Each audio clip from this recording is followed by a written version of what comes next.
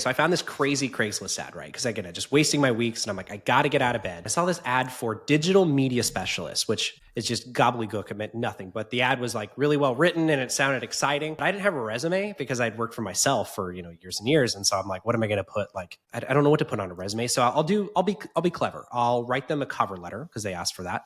And then instead of showing a resume, I'll just show up the next day at like 9 a.m. I'll just like knock on the door and ask to talk to somebody. I thought that's what you did. My parents, kind of encouraged me to do that in life. So I walked in for the digital media specialist and they said, do you have an interview?